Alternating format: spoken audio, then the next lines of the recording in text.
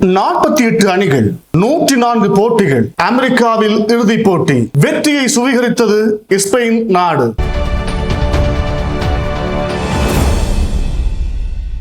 வாருங்கள் லங்காஃபோ ஊடகர்களே, மற்றும் ஒரு அழகிய காணொலியூடாக உங்களை சந்திப்பதிலே நான் மகிழ்வடைகிறேன்.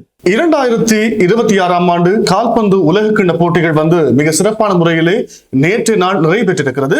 பல எதிர்பார்ப்புக்கு மத்தியிலே இந்த போட்டிகள் இடம்பெற்றிருந்தன. நான் நினைக்கிறேன் இந்த FIFA உலகக்கிண்ண போட்டிகள் 1930ஆம் ஆண்டு உருவாக்கப்பட்டு இப்பொழுது 2026க்கு நாங்கள் வந்திருக்கிறோம். 2026ஆம் ஆண்டு போட்டி அதிக மக்களால், உலக நாடுகளால் எதிர்பார்க்கப்பட்ட போட்டியாகத்தான் மாறியிருந்தது. பல கோடிக்கணக்கான ரசிகர்கள் அமெரிக்காவிலும், கனடாவிலும், மெக்சிகோவிலும் கூடியிருந்தார்கள்.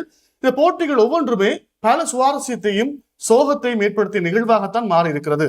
சரி, இந்த போட்டியினுடைய ஒரு அறிமுகத்தை லங்காஃபோ ஊடகம் சார்பாக உங்களுக்கு நாங்கள் வழங்க காத்திருக்கிறோம். 2026ஆம் ஆண்டிலே இந்த போட்டிகள், கால்பந்து போட்டிகள் கோலாகலமாக 3 நாடுகளில் இடம்பெற்றிருந்தன. கனடா நாட்டில் இடம்பெற்றிருந்தது, அமெரிக்காவில் இடம்பெற்றிருந்தது, மெக்சிகோவில் இடம்பெற்றிருந்தது.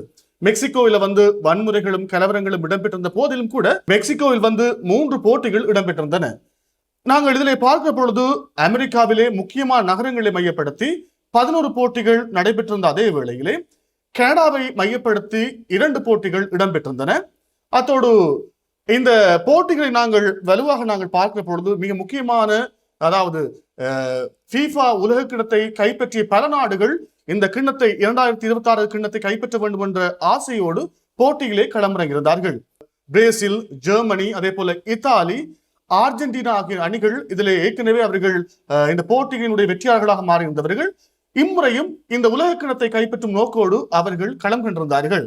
இதை நாங்கள் மிக முக்கியமாக பார்க்க வேண்டிய விஷயம் என்னென்றால், முக்கிய விளையாட்டு ஜாம்பவான்களும் இந்த போட்டியிலே பங்கு பெற்றிருந்தமை குறிப்பிடத்தக்க அம்சமாக நாங்கள் பார்க்கிறோம். உங்களுக்கு தெரியும், மெஸ்ஸி என்று சொல்லப்படுகின்ற ஃபுட்பால் பிளேயர் கண்ணீரோடு விடைபெற்றிருந்தார். என்றால் அடுத்த கால்பந்து உலகக்கிண்ண போட்டியிலே அவர் பங்கு பெற்றுவாரா இல்லையா என்ற சந்தேகம் இருக்கிறது. என்றால் அவருடைய வயது மூப்பு காரணமாக அவர் ஓய்வு பெற வேண்டிய சூழ்நிலையும் ஏற்பட்டிருக்கிறது. அத்தோடு எம்பாவே என்று சொல்லப்படுகின்ற பிரான்சினுடைய கால்பந்து அணித்தலைவர் மிக சிறப்பான விளையாட்டுக்காரர். எனவே அவருடைய விளையாட்டை பார்ப்பதற்கும் அதிகளவான ரசிகர்கள் அங்கு கூடியிருந்தமை மிக முக்கியமான விடயமாக நாங்கள் பார்க்கிறோம்.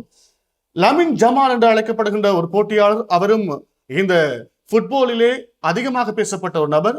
அவரையும் பார்ப்பதற்காக அதிகமான மக்கள் அங்கு கூடியிருந்தார்கள். அதுபோடு பெல்கிங்ஹாம் என்று சொல்லப்படுகின்ற போட்டியாளர், அவருடைய ஆட்டங்களும் ஒரு மிக விறுவிறுப்பான ஆட்டத்தை வெளிப்படுத்திய ஒரு போட்டியாளராக அங்கு களம் கண்டிருந்தமை மிக முக்கியமாக நாங்கள் பார்க்கிறோம்.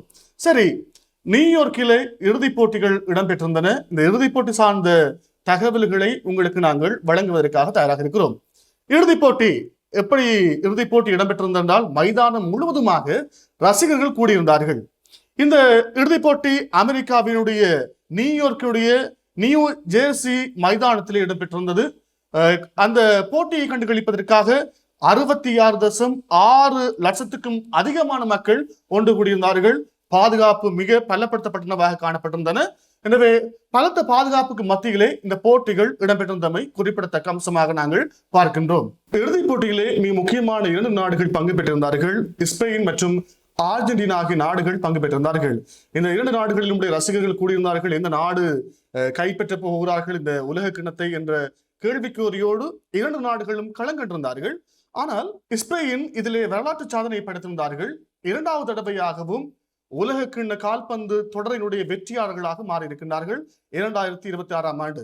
இதிலே நாங்கள் மிக முக்கியமாக சொல்ல வேண்டிய விடயம் என்னவென்றால், இதிலே ஸ்பெயின் நாட்டினுடைய வெற்றிக்கு வழிவகை செய்த வெற்றியாளர்கள் யார் என்று பார்த்தோமானால், ஸ்பெயின் நாட்டினுடைய சிறந்த வீரராக கருதப்படுகின்ற பெர்ரான் டோரஸ் என்று சொல்லப்படுகின்ற அவருடைய வெற்றி கோல், அவர் வழங்கிய ஒரே ஒரு கோல் தான் அந்த மாற்றத்தையே ஸ்பெயின் நாட்டுக்கு வழங்கியிருந்தது. எனவே அவருடைய மிகச்சிறந்த கோலின் ஊடாக ஸ்பெயின் வெற்றியை சுவீகரித்துக் கொண்டமை இங்கு பார்க்க வேண்டிய முக்கியமான விடயமாக நாங்கள் சொல்லுகின்றோம். 2வது, லமின் ஜமாலுடைய முழு தொடரிலும் அவர் சிறப்பான முறையிலே விளையாடி இருந்தார். ஸ்பெயின் நாட்டுக்கு அனைத்து வெற்றிகளிலும் லமின் ஜமாலுடைய பங்களிப்பு அதிகமாகத்தான் காணப்பட்டிருந்தது. அதே போல ரொட்ரி அவர்களுடைய தாக்கம் என்பது ஸ்பெயின் நாட்டுக்கு மிக முக்கியமானது. என்றால் அவர்தான் ஸ்பெயின் நாட்டினுடைய அணித்தலைவராக காணப்படுகின்றார். எனவே அவருடைய தலைமைத்துவத்தின் கீழும் மத்திய களத்தடுப்பின் கீழும் மிக சிறப்பான முறையிலே ஸ்பெயின் விளையாடி இருந்தமை இங்கு பார்க்க வேண்டிய அடுத்த விடயமாக நாங்கள் சொல்கிறோம்.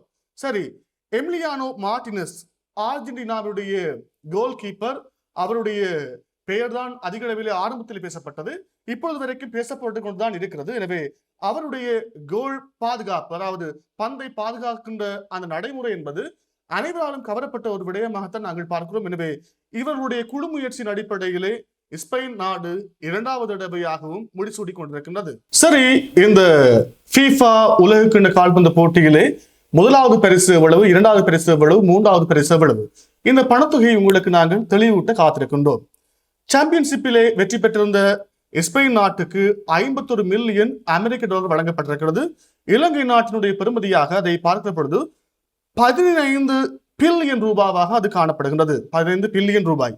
ரன்னரப்பாக தெரிவு செய்யப்பட்ட அர்ஜென்டினா நாட்டுக்கு வழங்கப்பட்ட பணத்தொகையாக சுமார் 34 மில்லியன் அமெரிக்க டாலர் வழங்கப்பட்டிருக்கிறது. இலங்கை மதிப்பிலே 10 பில்லியன் ரூபாவாக அது காணப்படுகின்றது.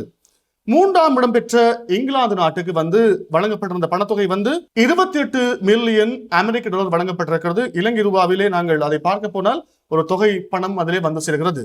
எனவே இந்த 3 இடங்களையும் பெற்ற அணிகளுக்கு பணங்களை வழங்கியிருக்கிறார்கள். இது கால்பந்து வரலாற்றிலே அதிக பணத்தொகையாக இந்த பணத்தொகை பதிவு செய்யப்பட்டிருக்கிறது. எனவே இந்த FIFA உலகக்கிண்ண போட்டியிலே மொத்தமாக 871 மில்லியன் அமெரிக்க டாலர் பரிசாக மட்டும் வழங்கப்பட்டிருக்கின்றவை இதிலே முக்கியமாக நாங்கள் பார்க்க வேண்டிய விடயமாக இருக்கிறது. அதே போல கோல்டன் பால், கோல்டன் பூட், அதே போல கோல்டன் கிளவ், அதே போல பெஸ்ட் யங் பிளேயர், அத்தோடு FIFA ஃபயர் பிளேயர், இவர்களுக்கான பரிசுகளும் சான்றிதழ்களும் வழங்கப்பட்டிருக்கின்றன. இந்த உலகக்கிணம் அனைவராலும் எதிர்பார்க்கப்பட்டது. இதிலே நாங்கள் மிக முக்கியமாக பார்க்க வேண்டும், ஸ்பெயின் நாடு இந்த வேர்ல்ட் கப் இறுதிப் போட்டிகளை தமது வெற்றியை கொண்டாடுகின்ற பொழுது அமெரிக்க ஜனாதிபதிக்கு முன்பதாக பாலஸ்தீன கொடிகளை போர்த்தி இந்த நிகழ்விலே பாலஸ்தீனர்களோடு நாம் இருக்கிறோம் என்ற விடயத்தையும் சொல்லியிருக்கிறார்கள். எனவே இதுவும் ஒரு முக்கிய விடயமாக உலகெங்கும் பேசப்பட்டுக் கொண்டுதான் இருக்கிறது. பல சந்தோஷங்களையும் கவலைகளையும் ஏற்படுத்திய 2026 கால்பந்து உலகக்கோப்பையினுடைய விடயங்கள் எல்லாவற்றையும் உங்களுக்கு சொல்லியிருப்போம். எனவே மற்றொரு காணொலி ஊடாக உங்கள் அனைவரையும் சந்திக்கும் வரை விடைபெறும் நான் உங்கள் என்றென்றும் அறிவிப்பாளர் ஹரிஷ்.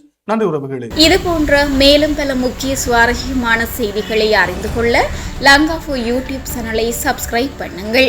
எமது செய்திகள் உடனடியாக கிடைக்க பெல் பட்டனை அழுத்துங்கள்.